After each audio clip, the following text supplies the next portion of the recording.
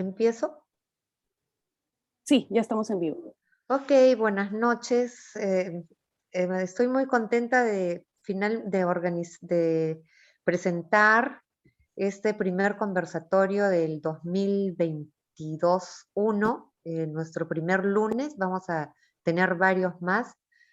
Ya les iremos contando y me da mucho gusto presentar a quienes conducirán esta mesa, que son nuestros primeros graduados, Marcela Cosío y Juan Mauricio Muñoz, y nuestros grandes invitados, que les agradezco muchísimo, que son premios nacionales, Sheila Alvarado, José Carlos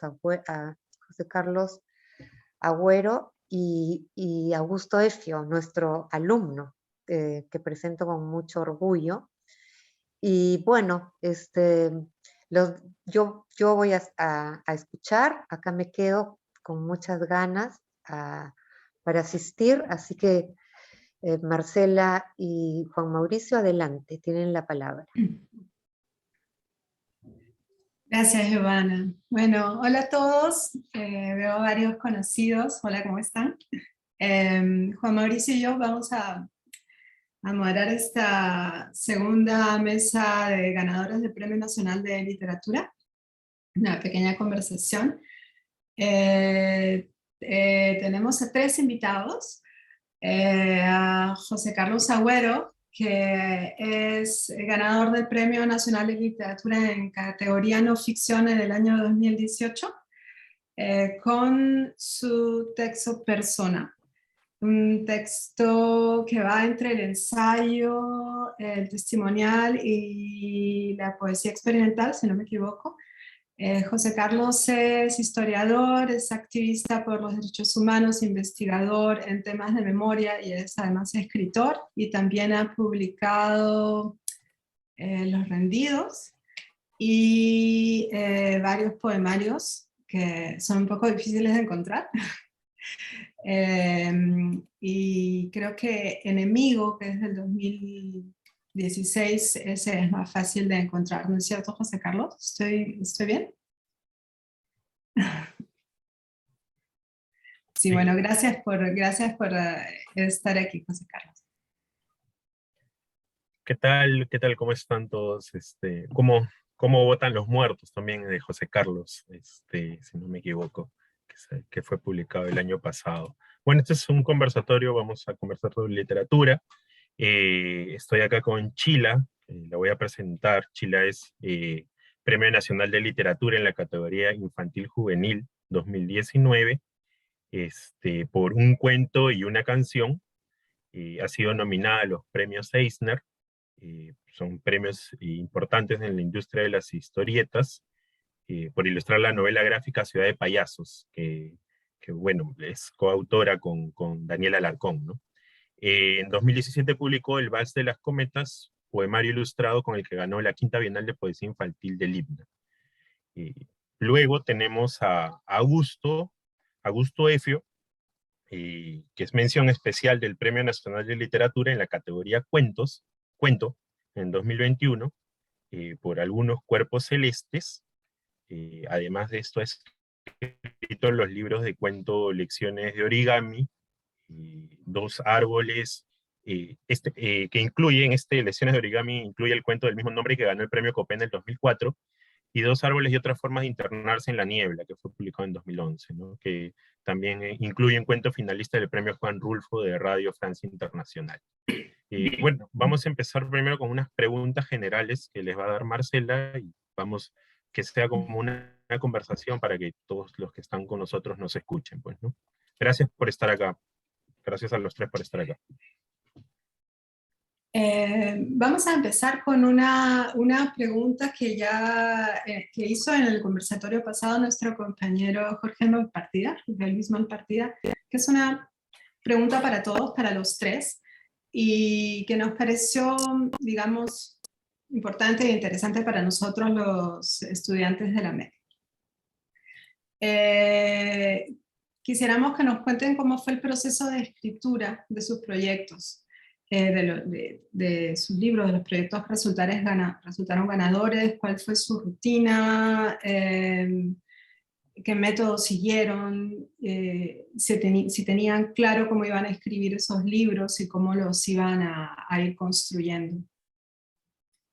Podemos empezar, si quieren, en orden, en el orden en el que los hemos mencionado. O sea, José Carlos, luego Sheila y luego Augusto. ¿Les parece?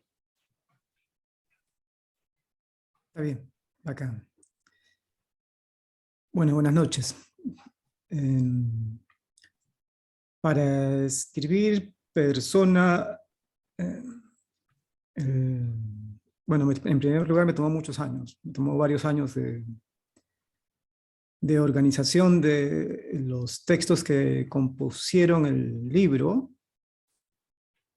y una búsqueda de contenido y de forma, digamos, bastante abierta. Había escrito Los Rendidos hace unos años. Había abierto un proceso nuevo para pensar los temas de la violencia y, en fin, el sufrir humano ante la guerra. Y luego, en mi vida, empezaron a pasar o a ocurrir encuentros con un montón de nuevas experiencias de gente que me alimentó con sus historias y sus sentires. Y bueno, eso intentaba darle una organización que pudiera transmitir algunas de las cosas que iba elaborando y que no se perdieran por el proceso de intermediación cultural que siempre ocurre en estos temas, ¿no? Entonces me planteé intentar evitar hablar de la memoria, hablar de la violencia, hablar del cuerpo, el sufrimiento, en fin, de la degradación del sujeto como proyecto de la modernidad, todo eso, hacerlo al mismo tiempo de una manera afectiva, pensando en los cuerpos que se destruyen, pero no volviéndolo un fetiche ni simplemente un símbolo, sino intentando que todo eso que se me iba contando, que había vivido, se pudiera transmitir del mejor modo, que llegara como si no hubiera una cadena de transmisión invisible, sino de manera inmediata hacia el lector. Y como no pude, o sea, como básicamente no se puede evitar la intermediación, entonces decidí dar cuenta de la intermediación, problematizar también el lenguaje como parte del proceso de escritura. Entonces, por eso fue una cuestión de tensión entre la forma y el fondo. Se me ha preguntado varias veces de por qué hay dibujitos, por qué hay cómics, por qué hay gráficos, por qué hay mapas. Bueno, no es por fetichismo, ni por creerme el artista moderno, ni nada por el estilo, sino es básicamente por incapacidad de expresión. Como no me alcanzaban las cosas para decirlas con las palabras, y las palabras en general me parecen sospechosas, echaba mano de lo que podía. Así fui armando un primer borrador, lo consulté con mis editores, y de ahí vino un año un poco más de trabajo entre perfeccionar el texto y entre reducirlo, en realidad, porque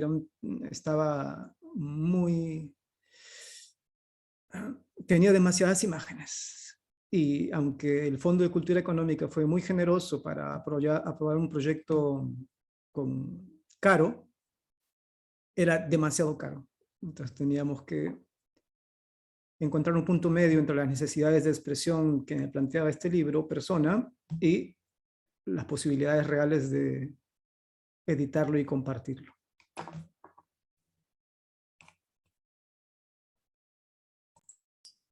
Gracias, José Carlos, qué interesante. Y bueno, creo que voy a guardar las preguntas específicas para después, para no cortar el hilo con los demás compañeros. Sheila, ¿qué tal? ¿Qué tal? Hay algo que me pasa a mí, es que yo no puedo separar las imágenes de las palabras, de los textos. Vienen todo en conjunto. Es más, yo creo que cada uno de mis ilustraciones tiene un cuento, una historia detrás. Es casi como un video. Yo tengo que tener muy claro hasta el acento de cómo habla el personaje. Para mí todo tiene sonido, todo se mueve, nada está quieto. Entonces, yo creo que este libro, bueno, sé que este libro lo construí también lo fui construyendo a través de varios años. Creo que algo que fue el punto de partida de repente de este libro fue, hace muchos años fue una exposición que se llamaba Esplendor de Sirenas. Era una exposición que estaba en el centro de Lima y que tomó varios pisos de una de las casonas y que era una recopilación de imágenes de sirenas de todo el país. En esa exposición yo aprendí la palabra sirenar, que era algo que nunca había escuchado, que es el acto de darle a una sirena un instrumento musical para que le diera un sonido único y especial, ¿no? Vas a un lugar donde hay aguas, histeres de sirenas, ¿no? Un ojo de agua, como se llama, y le dejas un pago y el instrumento, y a la mañana siguiente el instrumento es diferente, ¿no? Empecé a investigar sobre las sirenas, hice investigaciones sobre pinturas faciales, de las culturas ayánica, empecé a estudiar quechua, empecé a componer.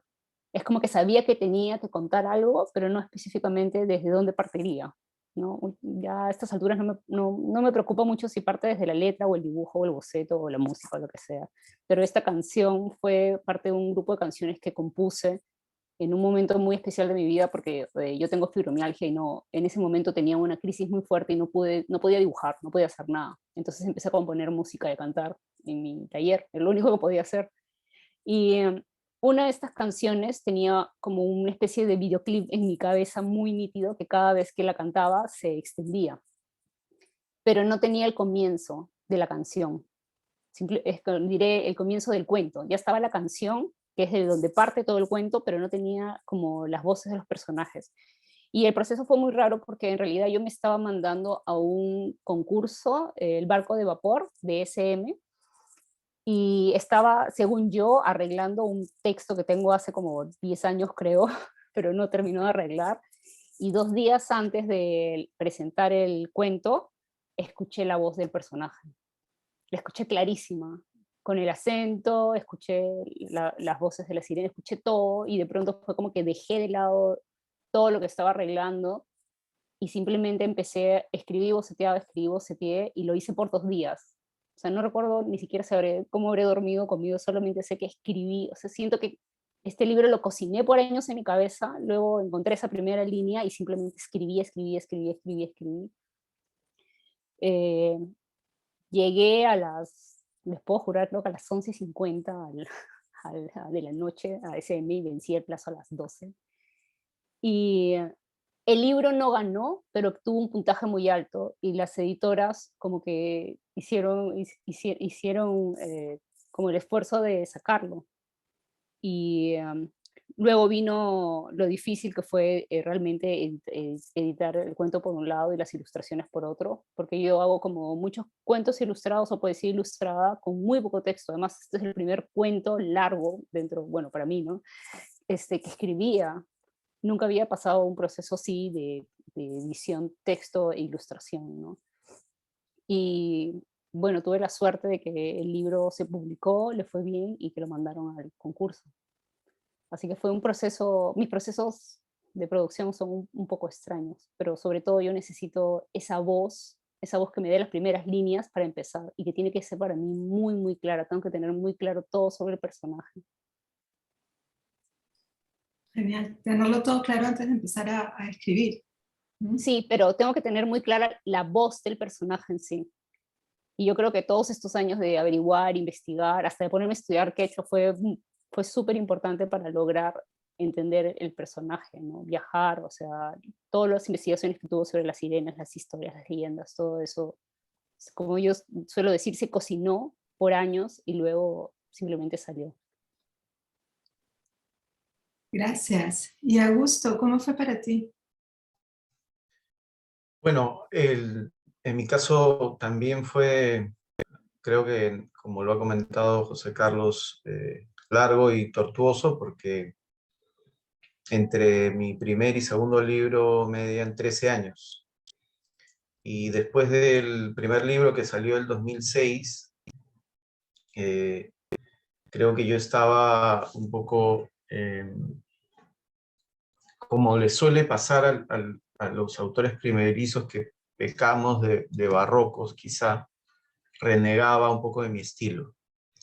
Y estaba en la búsqueda de lo que yo creo que es el libro ideal y que todavía no he podido escribir. Y se fueron acumulando estos cuentos. Algunos me han tomado escribirlos 6 años, 7 años, guardarlos en un cajón, desempolvarlos, corregir un párrafo, corregir una frase, volverlos a guardar. Y se fueron juntando con otros cuentos que se escribieron en un par de semanas. Cada cuento tiene su propia historia, pero en algún momento me di cuenta de que todos tenían un denominador común, y era revisitar nuestra historia reciente, algunos sucesos importantes de nuestra historia reciente. Y en ese momento vi un libro de cuentos y no cuentos sueltos o independientes, ¿no? Y me puse a trabajar en ese libro unitario. Y en este libro yo recreo sucesos de nuestra historia reciente, como el Fujishock. Hay el primer cuento, que es sobre unos vendedores de perros chuscos que los hacen pasar como perros de raza. Terminan así como resultado del Fujishock. Y así hay personajes de broadcasters que todos reconocemos, o periódicos que crean los psicosociales del sacaojos, etc. Y como 6 años o 7 años después de trabajar en los cuentos, me di cuenta de esta unidad y empecé a sacarle lustre, a sacarle filo, y así nació el libro, que creo que es para mí haber cerrado una etapa, porque no creo que yo vuelva a escribir con ese barroquismo, con ese afán pretencioso de pulir el lenguaje del que ahora reniego, ¿no? Y que espero que en los próximos libros se note menos lo que yo considero que es esa deficiencia, ¿no? Hay que escribir siempre más limpio, más directo, más lúcido. Eso. Bueno, ahora que están hablando acerca de la escritura, ¿cómo es el proceso de corrección una vez que ustedes terminaron? Por ejemplo, Chila, yo sé de que eh, te vino todo a la cabeza en 2 días, ¿no? Pero tú incluso tuviste que corregir el texto y tuviste que corregir también los dibujos, ¿no? ¿Cómo es sus procesos de corrección una vez que terminaron, ¿no? En el caso de José Carlos Persona, en el caso de Augusto, ¿no? Algunos cuerpos celestes que, como bien lo dijiste, que alguna vez te lo comenté, fueron 13 años, ¿no? De lecciones de origami, ¿no? No sé si podemos comenzar con José Carlos.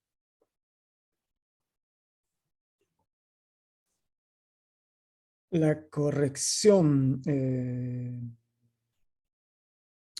Difícil en mi caso, creo, separarla del propio proceso de escritura, aunque puede haber sí, hay una manera. Supongo que coincidirán, voy escribiendo, voy corrigiendo. Es como un solo movimiento, hay una revisión constante, pero en efecto hay un momento como de cierre, ¿no? El momento de cierre es ya cuando, en mi caso, paso a interactuar con el editor, ¿no? He tenido suerte con los editores,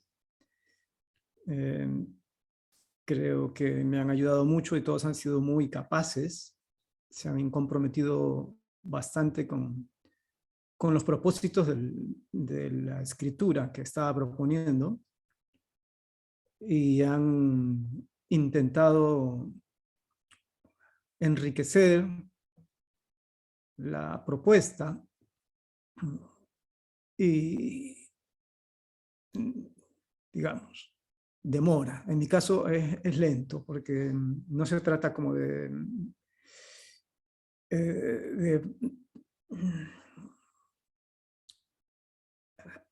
a ver, para decirlo de una manera sencilla, me importa transmitir bien el sentido de lo que estoy diciendo, los significados de los acápites que conforman cualquiera de las cosas que comparto, ¿no? En este caso libro persona, pero en general todo lo que escribo. Entonces hay un primer nivel que podría ser el descriptivo, digamos, un hecho, los sacaojos, como decía Augusto, 88, 89, Lima, Villa El Salvador, un libro bonito de Gonzalo Portocarrero da cuenta de ese proceso. Yo vivía por ahí, además, me acuerdo del terror que teníamos todos los sacaojos en mi colegio. hubieron padres que se llevaron a los hijos de mi colegio, porque tenían miedo de los sacaojos que estaban por ahí. Pero bueno, ese momento, ese nivel es como el descriptivo, el denotativo, ¿no? Es súper importante para mí, es como dar cuenta de manera súper modesta de lo que es un hecho. Si es los sacaojos, bueno, intentar reconstruir el episodio. Hay un segundo momento, o segundo nivel, que es el de la voluta o la pastilla. La descripción está allí, el segundo momento es darle una orientación narrativa. Aquí es donde puede entrar más la mano del editor o la interacción con el editor, que puede acotar, opinar, intentar enriquecer la propuesta narrativa con lecturas, música, en fin, los editores que he tenido realmente han sido muy creativos. Y el tercer nivel tiene que ver con olvidarme de esas dos cosas y concentrarme en el significado. Entonces, si los sacaojos son el principio descriptivo, lo que me importa es menos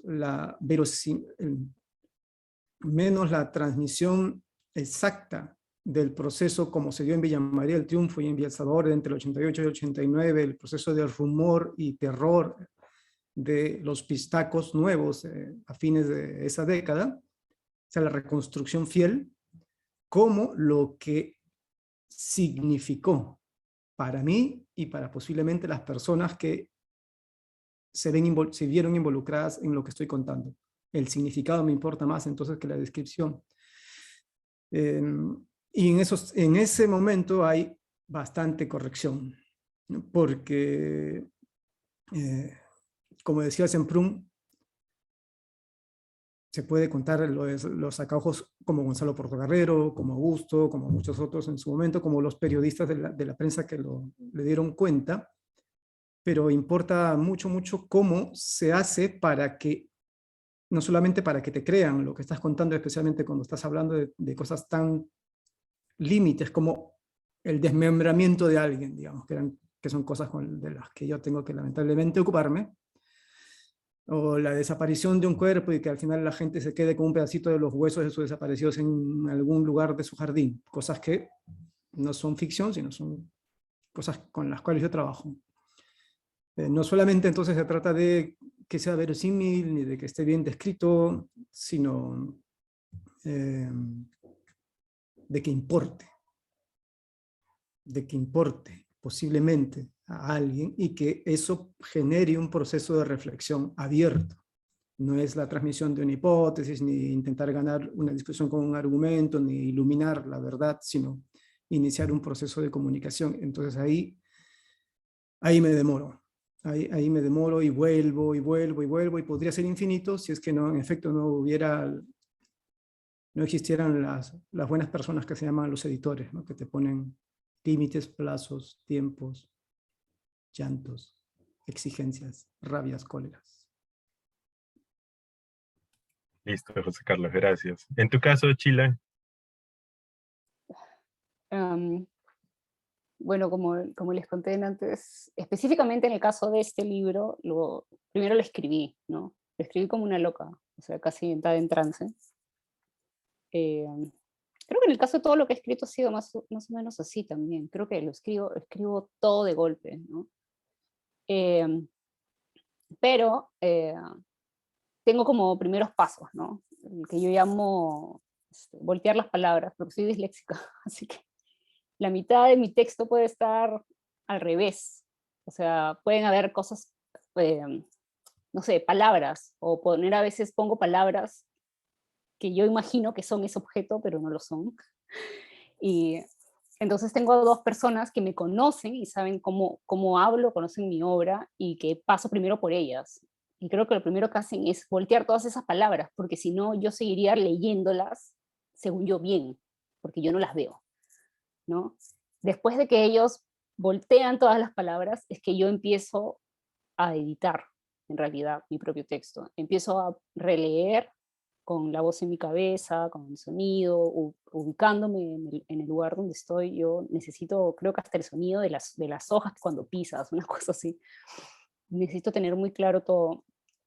Y luego empiezan los problemas para mí, porque como escribo e ilustro, y normalmente para mí es importante que una ilustración te aporte algo más de lo que tú estás leyendo, ¿no?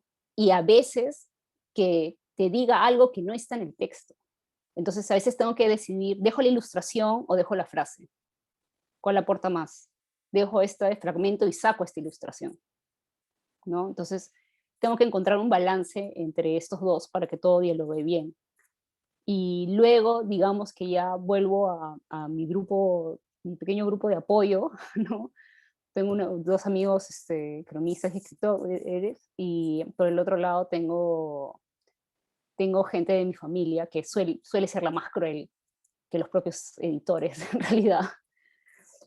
Y cuando ya el texto ha pasado por esta revisión de gente que me conoce y sabe lo que estoy hablando y sabe también si estoy volteando las frases o las palabras, ¿no? Es que empiezo a trabajar con el editor, ¿no? Yo sí soy re fiel a trabajar con un editor, hasta cuando hago exposiciones. Necesito un curador, necesito alguien que sepa realmente el trabajo que pueda haber. Respeto muchísimo el trabajo de la edición de las ilustraciones y de los textos, no ver el trabajo a distancia, en realidad. Pero creo que lo más difícil para mí es encontrar el balance entre el texto y la ilustración, porque yo los necesito a los dos. Gracias, Chila. En tu caso, Augusto. Bueno, yo tengo una envidia malsana por quienes dicen escribir de un tirón, porque eso jamás me ha sucedido. Hay quienes dicen que escriben de un tirón, el famoso magma, y que después van puliendo. Eso jamás me ha sucedido. Me demoro, puedo estar semanas en una página, en un párrafo, en una frase, y hasta que no suena más o menos como lo había pensado, no puedo pasar al siguiente capítulo ni nada. Y creo que retrasa mucho la labor de escritura. Pero pensando un poco en la situación antes de tener contacto con un editor, porque tú tienes contacto con un editor ya cuando vas a publicar, pero antes de eso, cuando empiezas a escribir, lo que yo recomendaba siempre, alguna vez escribí un texto que decía, parafraseando a Borges, que dice que el texto definitivo solo le corresponde a la religión o al cansancio. Yo agregaría ahí a los premios literarios. Creo que la alternativa austera de no tener contacto con editores es participar en todos los concursos que se te puedan presentar, porque ahí tienes un lector, por lo menos una persona te va a leer y va a juzgar objetivamente sin conocerte si tu texto es bueno o no, y pasa al siguiente nivel de análisis. Por supuesto que en el camino ya, en el mundo de la lectura, el escritura, uno va haciéndose de un círculo, y también sirve mucho ese grupo de apoyo del que hablaba Sheila, tener amigos que lean tu texto. Eso es fundamental. Yo, en mi caso, así como Roberto Fontana Rosa decía que tenía en su Rosario mítico, tenían un bar, y en ese bar la mesa de los galanes, que era la mesa chica que leían sus textos. Yo tengo un par de amigos a quienes he bautizado como la mesa de los feos, y la mesa de los feos me lee son muy duros, siempre me regresan el texto con muchos comentarios y eso es útil. Y lo último es que creo que es fundamental, sobre todo cuando recién empiezas a escribir y todavía no tienes contacto con un editor, dejar dormir el texto una buena cantidad de meses, porque luego en el fragor de la escritura tú crees que has descubierto la pólvora, y luego de 3 meses vuelves a leer lo que has hecho y te parece la cosa más obvia del mundo y es mejor que tú te des cuenta. Entonces, me parece que esos 3 puntos son los que quería comentar. Gracias. Qué útil es tener la mesa de los feos. La cual presido, por supuesto, ¿no? Sin duda. Bueno, me voy a buscar una igual. Y yo quería hacerles una pregunta también para los tres, hablando un poco de eso, porque es algo que nos preguntamos mucho en la maestría. ¿Cómo fue, bueno, que siempre nos preguntamos todos, ¿no? ¿Y cómo va a ser para nosotros, para los que no hemos publicado todavía? ¿Cómo fue la primera experiencia de publicación? ¿Cómo se acercaron a la primera editorial? ¿Cómo fue ese proceso? ¿Si tomó mucho tiempo? ¿Si tocaron muchas puertas? ¿Si fue al azar o si más bien la editorial los buscó? José Carlos.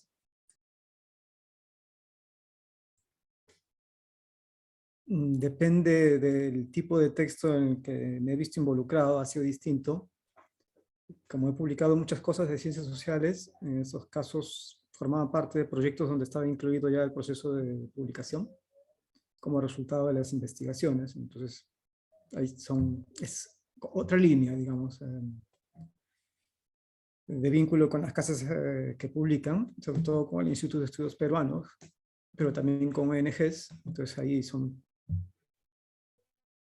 no sé, es el proceso regular al final de una investigación que ha incluido dentro de su presupuesto la publicación de los resultados en la investigación.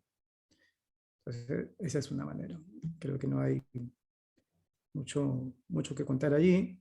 En el caso de la poesía, hasta antes en efecto de Enemigo, la manera en que enfrenté mi problema con la escritura y la escritura poética es...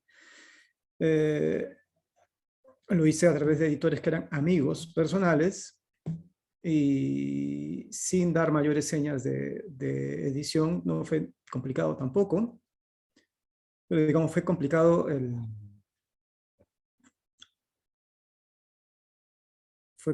compartirlos. Pero todas esas dudas en torno de la legitimidad del uso del lenguaje por mi parte, se resolvieron para bien o para mal luego de publicar Los Rendidos del 2015. Entonces, con la poesía, digamos, en ese momento hubo esa salida, tampoco fue muy problemática. Y luego ya no he tenido más ese problema porque, bueno, para mi buena suerte, ahí están colegas editores que están dispuestos a publicar lo que voy a sacar. Y en el caso de la prosa, pues también es una cuestión de buena suerte, creo. Siendo investigador del IEP, ya había presentado Los Rendidos como parte de las discusiones académicas que me llevábamos en el Grupo Memoria en 2012-13. El texto, por lo tanto, ya había sido bastante discutido y solo quedaba ver si el IEP en primer lugar, ya que era el espacio donde estaba germinando ese texto, lo asumía o cualquier otro, pero yo sabía que no iba a haber, o sea, que no era tan problemático en términos, o sea, era un texto que alguien lo iba a querer publicar. No fue, iba a ocurrir, pero el proceso para que ocurriera fue complicado, eso sí. Entre el 2012 y el 2015, que creo que es cuando finalmente salió, tuvimos que hacer que discutir bastante acerca del tipo de libro que había que compartir con los demás. Entonces yo creo que mi vínculo con las publicaciones, con las casas y las imprentas y las editoriales no es un buen ejemplo, porque no es tan usual.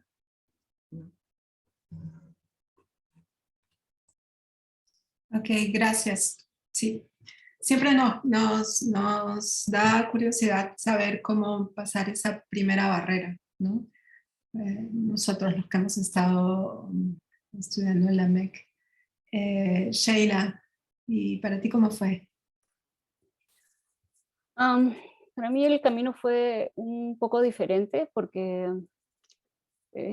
digamos que a mí la dislexia siempre me dejó una tarea terrible de mostrar mis textos a cualquier persona, aunque siempre he estado muy ligado a mi trabajo. Es más, cuando me pedían bocetos en Bellas Artes, yo lo que entregaba era textos, y decía, eso es lo que voy a dibujar. Fue en Bellas Artes que aprendí que eso no era un boceto, y que tenía que hacerle los dibujitos realmente. Siempre me gustó escribir, así que me metí creo que fue la primera toma que me tomó de la escuela, ¿no? Sí, tenía tiempo libre, así que me inscribí en un curso de escritura de cuentos infantiles con Jorge Eslava, y me acuerdo que una de las tareas fue que trajéramos ilustraciones para acompañar nuestros textos, ¿no? Y si no podíamos hacerlas, nos dijeron recorten de algún lado, pero traten de encontrar algo. Y recuerdo que llevé mi tarea y al final de la clase me preguntó Jorge que de dónde eran las ilustraciones, y le dije que eran mías, y me dijo que no, que ya de dónde las había, de quién eran, ¿no? Y le dije que no, que eran mías. Y al día siguiente yo estaba en la editorial Norma, me estaban presentando para ilustrar libros infantiles. Fue demasiada suerte, digamos. Así que yo empecé ilustrando para otras personas. Tenía mis propios cuentos, pero tenía mucho miedo de mostrarlos. El problema fue que me di cuenta que como ilustradora, joven además, no tenía derechos casi sobre las ilustraciones. Tenía muy pocos derechos y sobre todo por las regalías. Y empecé a ver los contratos y me di cuenta que siendo escritora iba a poder manejar más el texto, la ilustración, el libro, todo lo que concerniera a eso, ¿no?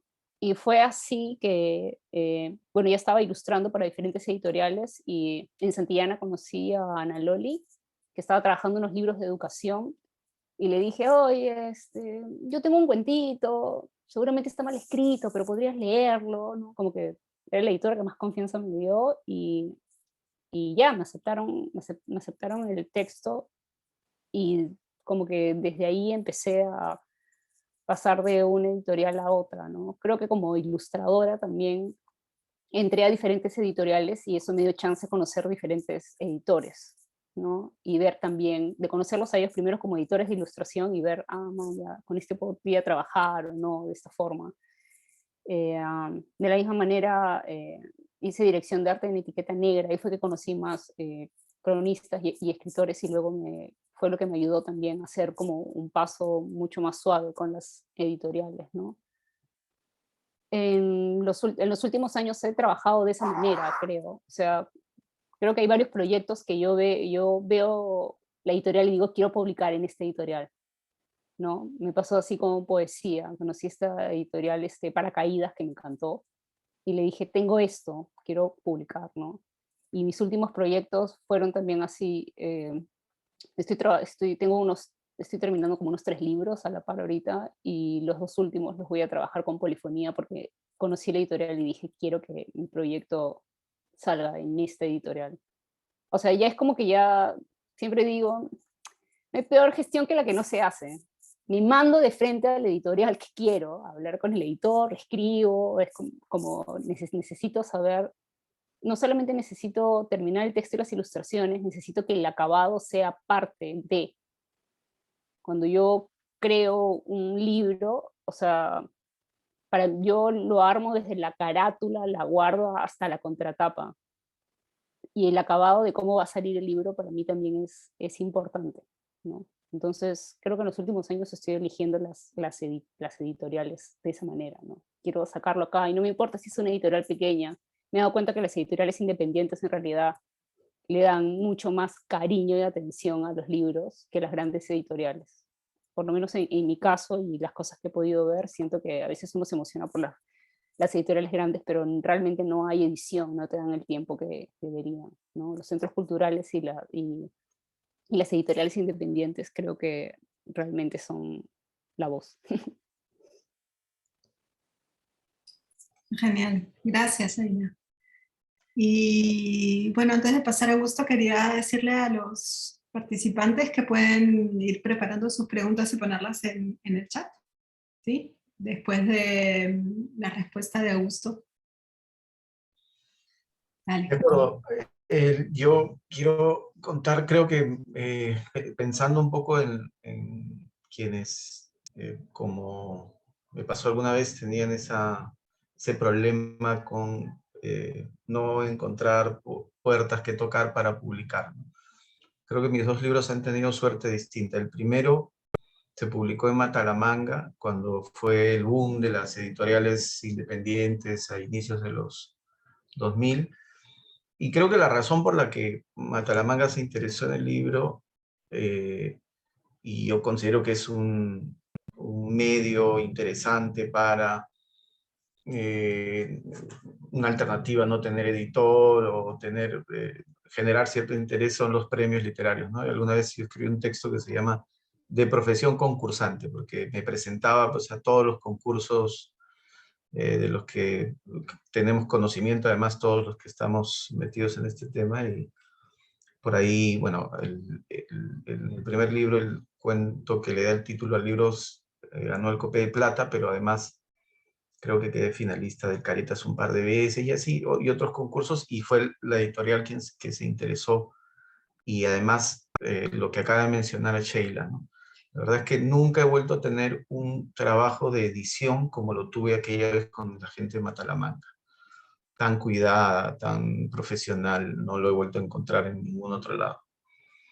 Y con el segundo libro, y también me gusta contar esto porque uno tiene esa expectativa de, como a mi primer libro le había ido medianamente bien dentro de lo que existe, y yo sé que sigo siendo un NN en el mundo literario, pero había tenido algunas buenas críticas, etc. Dije, bueno, me voy a lanzar a mandar mi texto a las dos editoriales grandes que todos conocemos y que no viene al caso nombrarlas porque las conocemos. Y nunca me contestaron, cosa que sí no termino de entender, porque creo que en cualquier otro ámbito existen ciertas reglas de urbanidad. O sea, tu texto no me gusta, sigue intentando, saludos cordiales, ¿no? Bastaba con ese par de líneas y punto, pero nunca me contestaron. Y en ese trance que yo no sabía si seguir esperando o ver otra opción, me invitaron a presentar un libro. Y esa es otra, creo, no sé si cabe un consejo, moralejo, lo que fuera. Siempre que me invitan a algún lado a presentar algo, yo trato de estar lo mejor posible.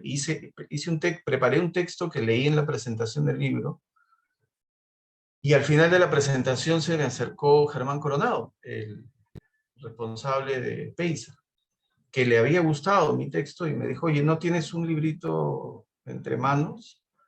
Y le conté que lo que había pasado con este libro, que estaba durmiendo en los correos electrónicos de estas editoriales. Me dijo, no, no hay nada que hacer, vamos a trabajar tu texto, y lo trabajamos, también un buen trabajo de edición.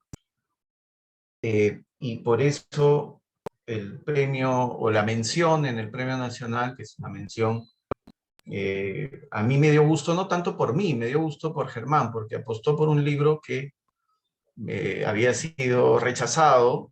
Yo se lo agradecí, le dediqué la mención a él, y entiendo que la mención no ha cambiado la historia del libro para nada. El libro sigue sin venderse, pero por lo menos tiene esa pequeña retribución a la confianza de Germán.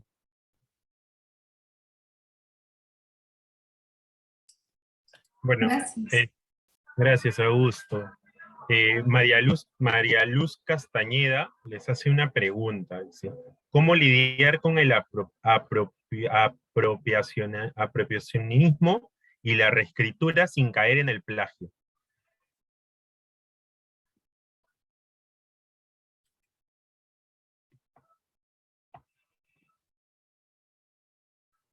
¿Quién empieza? ¿Quién quiere empezar? ¿Alguien que quiera responderla o vamos en el mismo orden?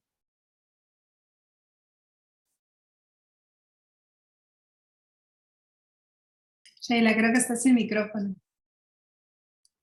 Yo decía que en el mismo orden, porque no sé, creo que no entendí bien la pregunta.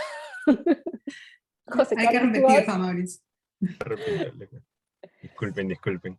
Ya, ¿cómo lidiar con el apropiacionismo y la reescritura sin caer en el plagio? O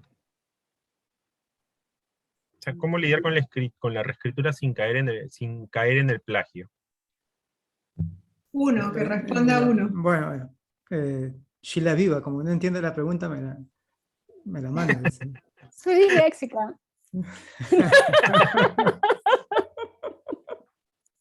Yo soy viejo.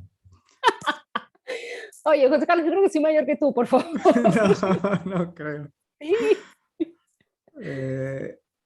Bueno, no plagiando. No plagiando.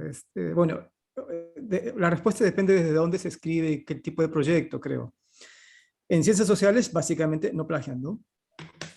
Todo hay un proceso estandarizado de cita que es fácil de utilizar.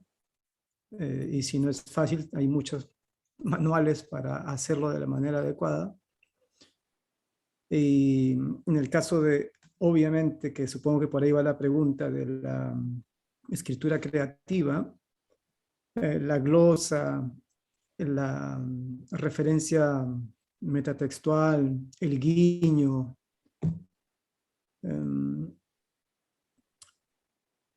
pues tiene que pasar por, supongo yo, tiene que pasar por la reconstrucción casi del significado, o sea, apropiártelo porque vas a usarlo de otra forma, me imagino, porque la referencia te es útil como piedra de toque para decir algo por tu propia cuenta. Es algo que se usa mucho, claro, el pastiche es una forma, digamos, la más conocida, la más evidente también, pero hay otras mucho más sutiles. Yo utilizo muchísima referencia en todos mis textos, pero está claro que no estoy plagiando. Lo que intento establecer es una conversación entre diferentes autores, ideas, productores de contenido cultural a lo largo además de la historia de la cultura. Y para un ojo avisado, la referencia se notará. Lo que no haré será poner una cita, a menos que sea un texto académico. Y para el que no haya tenido la suerte o el gusto de leer lo que estoy referenciando, tampoco se pierde nada, porque está comprendido ya en otro cuerpo de escritura que le da un sentido autonómico, ¿no? Pero digamos, la primera recomendación es no plagiar, ¿no? Yo creo que por lo menos a mí me pasa que cuando hago algo me meto tan de fondo que necesito investigar mucho, que de alguna manera termino reconociendo yo misma de dónde salen las cosas de las que hablo, ¿no? Y creo que tengo muy claro lo que es escribir o ilustrar con un estilo, ¿no? Y lo que es versionar, por ejemplo, ¿no? No sé, como yo hago texto de ilustración, pienso en esas cosas, ¿no? Por ejemplo, yo hago pin-ups y un montón de gente, bueno, hacía una pin-ups, ¿no? Latina, y mucha gente me decía, ¿estás copiando a Alberto Vargas? Y yo le decía, no, es un estilo, el pin-up es un estilo, es un arte vivo, hay una diferencia ahí, ¿no? Como hay también 20.000 versiones de la Caperucita Roja, ¿no? Entonces estoy versionando, estoy haciendo un homenaje. Y también cuando hago algo que está basado, mira, justo tengo esa imagen de nosotras podemos, ¿no? De We Can Do It. Es lo que, por ejemplo, trato también, no es una cita, pero en sí debajo de la ilustración dice, ¿no? Versión Limeña Guerre de el ilustrador y la época y todo lo demás. Porque imagino que una versión lo que hace es eso, es un homenaje a la persona que lo ha hecho, ¿no? Y cuando ya tengo a veces algo como demasiado, que me ha pasado que escribo o ilustro, lo tengo tan claro que yo digo, no lo habré copiado de algún lado, entonces voy a las fuentes de, si es algo de ilustración infantil, voy a mis amigos de ilustración infantil y le digo, ¿han visto o han leído un cuento o algo como esto? O sea, trato de cerciorarme, ¿no? Y me pasa lo mismo con los textos o la poesía, ¿no? Voy a mis editores de poesía, oye, esto de acá lo soñé, lo leí, algo pasó. O sea, de alguna manera trato de hacerlo, pero creo que la mejor manera de no caer, imagino, la pregunta por ahí, el plagio, es realmente investigar sobre tu tema. Así vas a tener realmente claro, ¿no? Todas las aristas de dónde has podido llegar o hacer algo. Sí, en la misma línea, creo que uno sabe distinguir, ¿no? Cuando uno está copiando sin mayor esfuerzo y cuando estás haciendo un homenaje, un guiño o hay un eco, ¿no? Antes, bueno, y creo que uno, o al inicio, cuando empiezas a escribir, quiere ser absolutamente original y te das cuenta después que la originalidad total no existe, ¿no? Eso es muy, muy cándido pensar que es así. Yo estoy trabajando en una novela negra y no resistí, volví a ver Sunset Boulevard y escuché una frase que decía más o menos, no discuto con sonámbulos, ¿no? No quiero que te despiertes y te rompas la nuca. Entonces copié la frase y estoy esperando el momento justo para hacérselo decir a un personaje mío de la novela. Porque la frase me parece espectacular, porque me encanta la película. ¿Cuántos se darán cuenta que esa frase viene de Sunset Boulevard? No lo sé, pero no voy a copiar la historia de la actriz en decadencia y el detective, no, quiero construir el clímax que justifique la presencia de la frase, ¿no? Entonces, uno sabe, digamos, ¿no? Si te quieres engañar y pensar que lo que te has apropiado y te lo quieres hacer pasar por tuyo, tú mismo te vas a dar cuenta, ¿no? Si es un eco, si es un guiño, si es un homenaje, va a salir de manera natural. Listo. Bueno, muchas gracias, José Carlos, Chila, Augusto. El tiempo se nos está acabando, la verdad. Quisiéramos hablar más, quisiéramos quedarnos horas conversando con ustedes. Hay tanto en realidad Gracias. por hablar. Les agradecemos mucho por su tiempo. Ahí están los alumnos de la MEC, ¿no? Y los que están conectados por Facebook. Muchas gracias. Marcela, si tienes algo que decir. Sí, gracias a los tres. Teníamos una tonelada de preguntas individuales, pero Sí. se nos ha quedado todo un poco corto. Será para la parte 2. Giovanna, Muchas gracias. no sé Giovanna. si quieres cerrar. Creo que sí.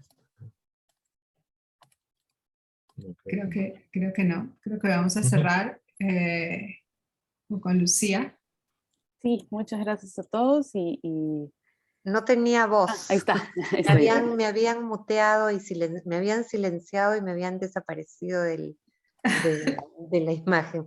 Pero he estado muy atenta escuchándolo, me ha gustado mucho, ha sido muy ilustrativa, todo lo que han contado, creo que bastante útil para cualquier, no solamente para quienes se inicien como los estudiantes en la escritura, sino para todos, porque los temas de publicar, de dónde publicar y cómo escribir son problemas que no terminan, que empiezan con cada nuevo libro, ¿no? Aunque sea el número 10, 20 que hayas publicado, sobre todo en el Perú.